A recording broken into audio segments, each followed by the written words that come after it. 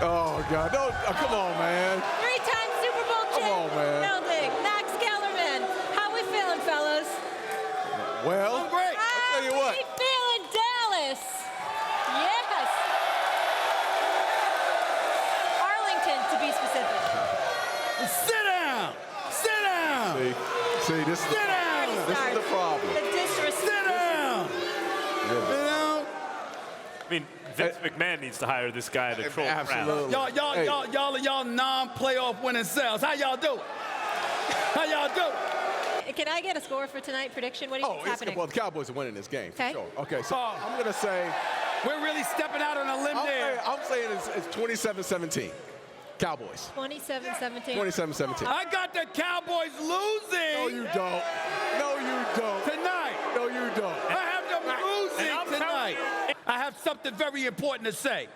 You have extra security here this weekend? This is not a good moment for me, because I actually happen to like this man.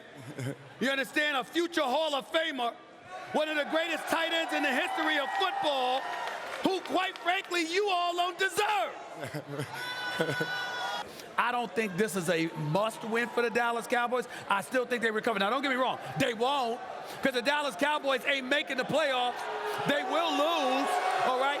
But it's not because of what's going to happen tonight. Listen, you know what? I got jewelry, too, from 20 years ago. They show up, too. What you doing here? They show up, bro. You can't say anything, no matter what.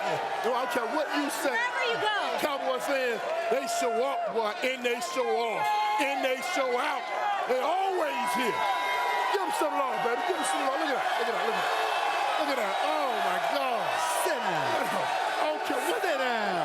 how many other how many 4 teams you will go to and bring your show to it. How many teams will you do it? You know what? Hold on. First of all, you must come here.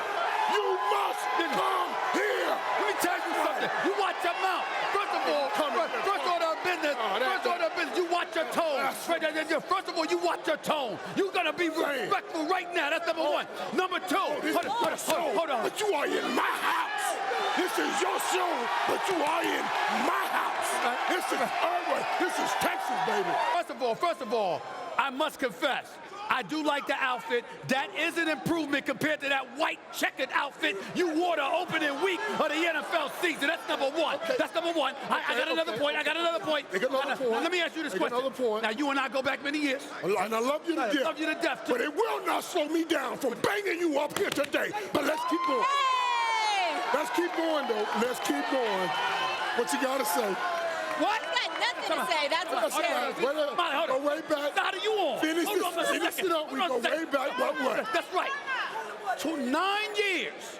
In the last 23 years, 9 times you made the playoffs. You got two playoff victories. Michael Irvin is a 3-time Super Bowl champion. You are a Hall of Famer, and you are representing mediocrity so proudly. You should be calling them more accountable than me. It is true. It is true that when you were a member of the Cowboys and Jimmy Johnson came on board to coach this team, it is true that Jimmy Johnson went to you and you sat up there and said, if the dawn of a new day is imminent, we need to get rid of this, and this. So what happened to that philosophy now? Y'all won 2 playoff games in 25 years, and you're going to sit up here, stick it out your chest, talk about it's the dawn of a new day? Y'all ain't nothing, okay? You ain't been nothing. Last time y'all was something, you had an afro. My hairline was 2 feet forward. Don't get me started. Don't act like they the Lord. You're a champion walking around with rings, but these boys ain't won in 23 years, and you sitting here representing them. You should be ashamed of yourself. You should be ashamed of yourself. It's funny. Be ashamed of yourself. And everybody out there in life that is going through something in life, they grab a hold of that, and they allow it, and graft in their spirit, and then they are made better by watching God's team. God knows what he's doing. He's still writing the Bible through the Cowboys. Don't let me teach him. What? If I have never, ever in my history on this show meant the word blasphemous as much as I mean it right now. How dare you say such a thing? You apologize right now. You apologize. Hey, you look at me. You look up to the heavens right now. You apologize. Number one on the list. Cowboys fans.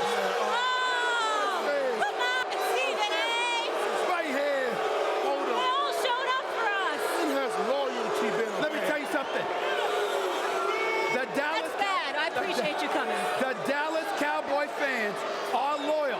The Dallas Cowboy fans will stand by their team.